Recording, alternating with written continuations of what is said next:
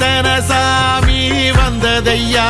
இது எந்தெந்த சாமி தந்ததையா எத்தனை பாட்ட சொன்னதையா அத சுத்துற பூமி கண்டதையா அடிச்சு வீசும் காத்துலையும் அந்த தகப்பனாச சுத்துதையா